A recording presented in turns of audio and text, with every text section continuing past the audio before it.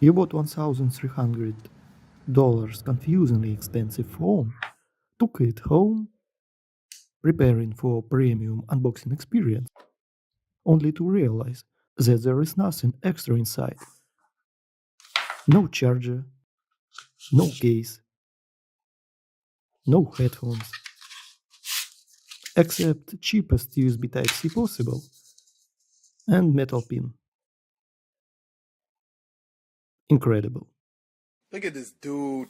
Wait till you see the. The phone looks and feels absolutely glorious. Aluminum body with sprinkles of titanium is very nice for the touch. Fantastic device. Everything is minimalistic yet very appealing.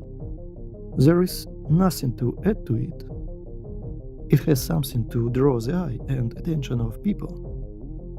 Why I bought exactly this phone? The reason is not what you think. I need a workhouse multi-tool for my work. This phone has some features that other lack. S24 series has little to no upgrades to previous generation, and Ultra got the most new features. Also, I do not want Exynos chips from Samsung. They teased this generation as revolutionary and game-changing. New era of smartphones. I even watched their live event, Galaxy Unpacked, despite it being deeply late at night at my time. I even made 3 videos about it the same day. This event was just a hype, nothing major, just small improvements with old technology. But still, this phone has lots of key points that no other has at this moment in time, specifically for my niche use case. I need a device with vibrant and big bright screen to share with people outdoors and make fast notes on screen. Also multitask a lot. Look how huge it is compared to small yet comfortable phones of our past. Matte finish leaves very little to no fingerprints, and glass on the screen is very resistant to fingerprints. New Gorilla Armor must be a lot more durable for scratches, for a couple of hours or days, until you find proper glass protector. Also, it has less glare and reflection. It reminds me of modern smart TV coatings.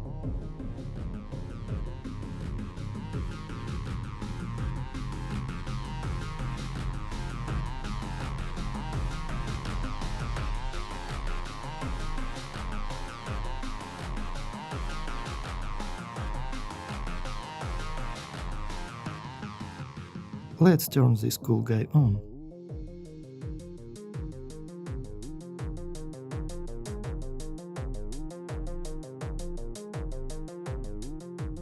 I like the fluidity and responsiveness of the UI. One of the features that I needed, S Pen. The ability to take notes on the fly is crucial in my workflow, and it is 10 times more precise and efficient than fingers. It can transcribe it to the text in real time.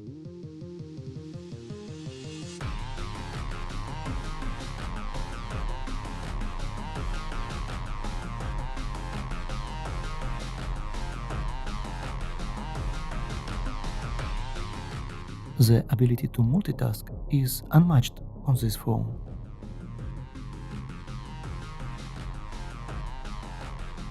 You can force any app to any place, move it, attach it to sites, change the opacity.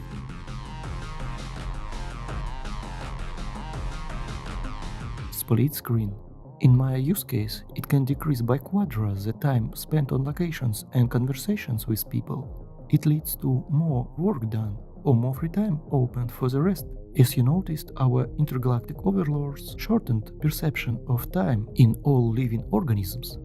So days became shorter inside our virtual planetary game. So no time for useless wastes. Need the work to get done and go further with my life. Sidebar for quickly start most useful apps and split screen shortcuts. Nice. Most of the things in this phone feels like convenient time savings for me. Samsung do not have the best, the most impressive cameras in the game, but the combined features and powers checks all the boxes for my work. This year they has nicely polished 3-year-old tech and fixed almost all the gaps in the camera system.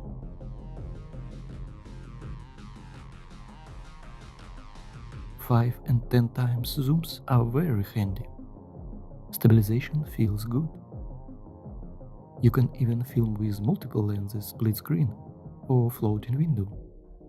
In some use cases, this will save days of humanoid lives.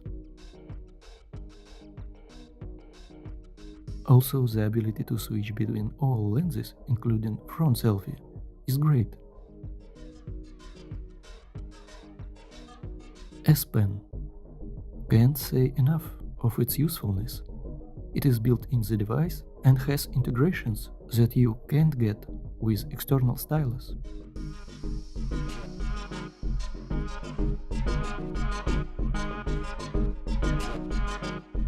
Old Google's feature called Google Lens has been polished and inserted into UI. You can search anything on your screen by outlining it.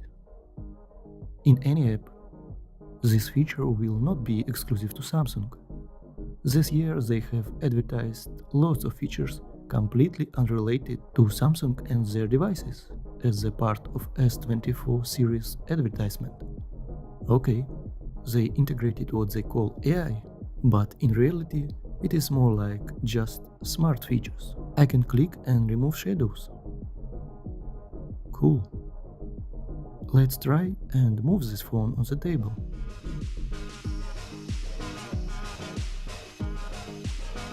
All this is done online on Google servers. Time of the results heavily depends on the internet connection. All these features will be on subscription in the end of 2025. I wish this all be just built into the phone. Maybe third-party apps can give us local machine learning models and features. This subscription stuff is just an advertisement gimmick for now. AI is still far from here. Samsung decides to polish this feature and adds watermark to all edited photos. You can't turn this off. Okay. Luckily, you can remove it with Object Remover tool or simply crop it in. Also, the features that I absolutely love is ability to identify text on photos, videos, or straight from the camera app screen. You can add this text to notes or use Smart Recap feature or translation.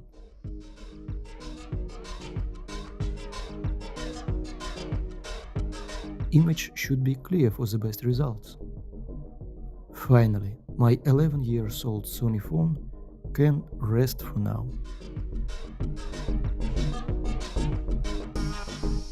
I just need to open SIM card slot.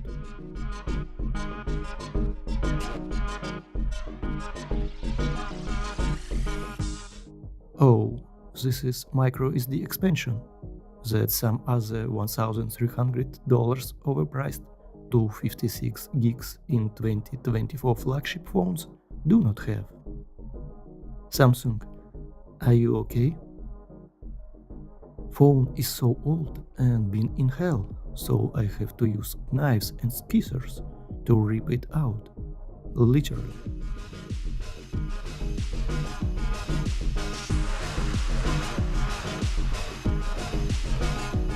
It was a hassle. Hope it still works. Let's use metal pin from the luxurious unboxing session. Of course, it has rubber gasket because phone is IP68 water resistant. Unfortunately, it do not have 3.5mm audio water sealed port. Looks like SIM card is bent.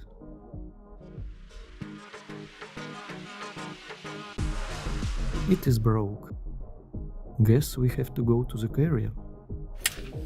Despite having huge size, it has features to use it with one hand. Very handy, to say.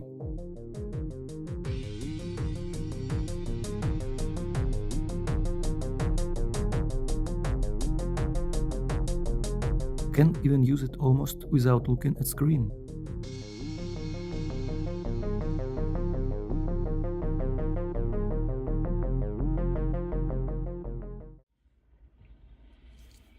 Front-facing camera. I need new SIM. Let's go to the carrier. Oh!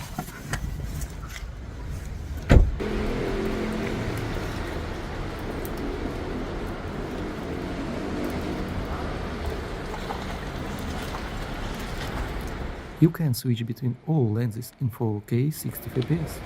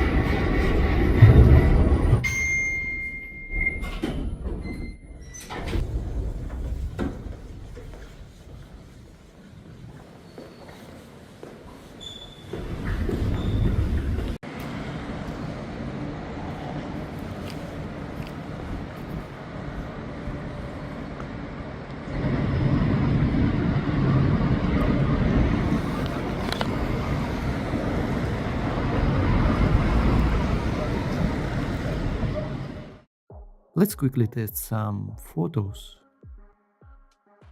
and look at the details. I will make in-depth photo and video tests soon.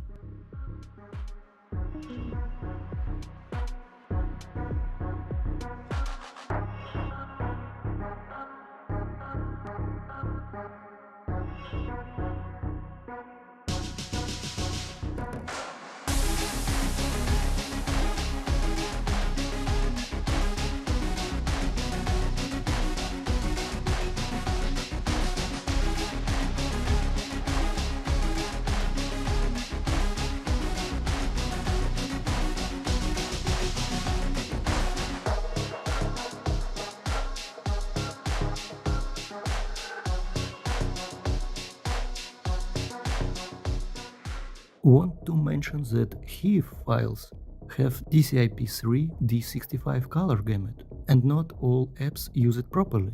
I had to make my own LUT to make program show true colors of the photo. That's why HEIF files from Samsung can look dull and undersaturated on the internet. Portrait mode uses JPEG only, and JPEG's format do not have this problem, but file sizes are double. Which phone have ability to choose color space?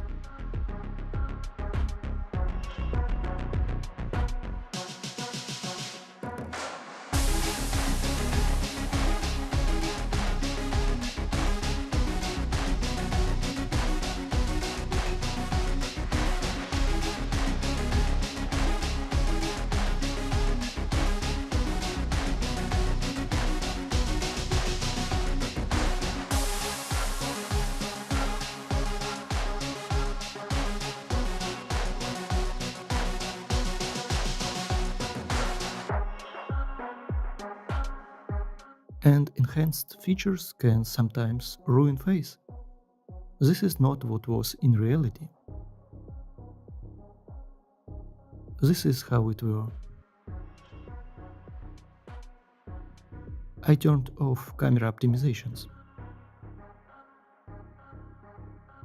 Some more selfies.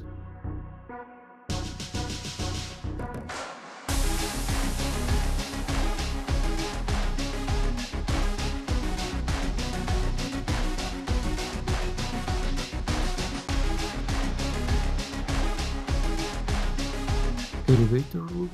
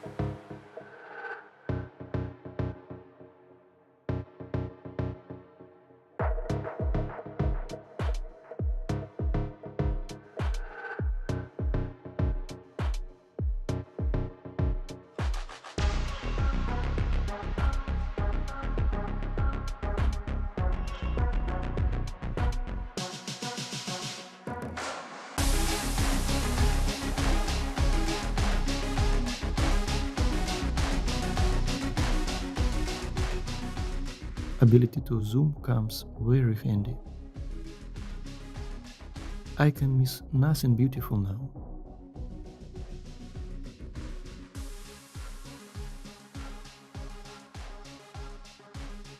Speakers are very nice, clear and loud. Let's have a fast listen. Of course, on-camera mics can show true sound. Need to make proper rig on full review. But even neighbors from nearby house definitely heard this concert. Need to compare it to other devices. It's like having small portable speaker with you.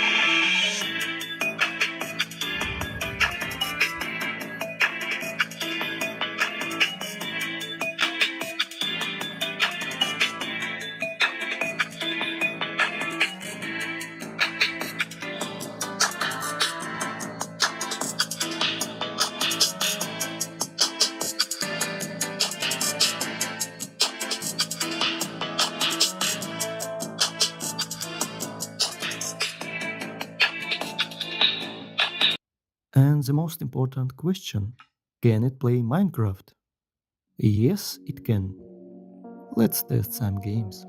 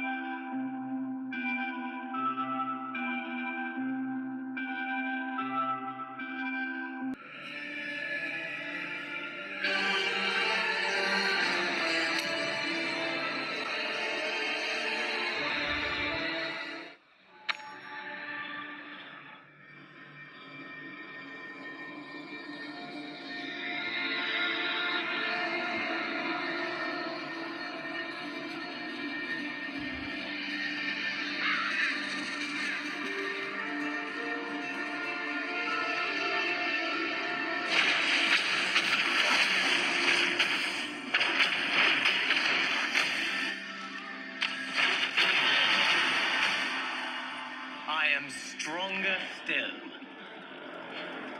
An outsider, drawn where they do not belong. Not ready yet.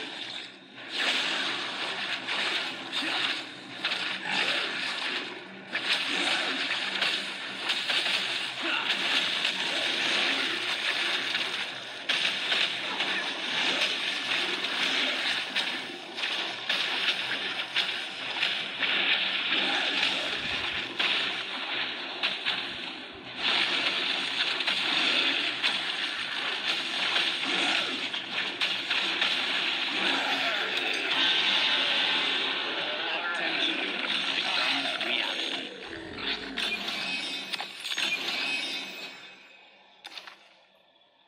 All settings are on highest possible.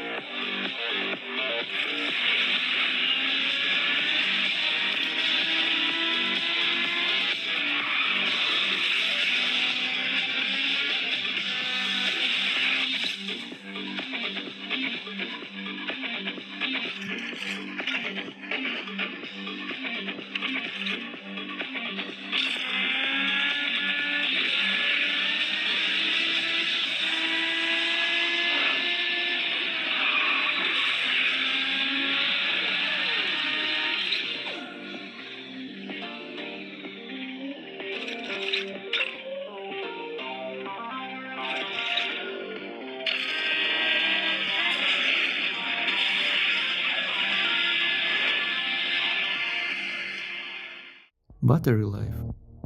This phone has nice features.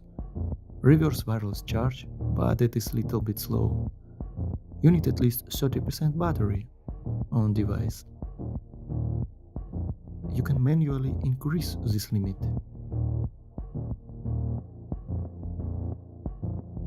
Phone has some features for increasing battery life long term, like limiting the charging amount or automatic mode. I will use maximum.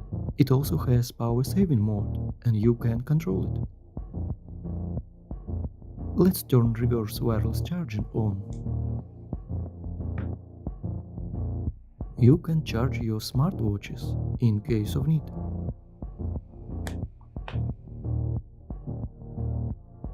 Or earbuds or any compatible device. Nice.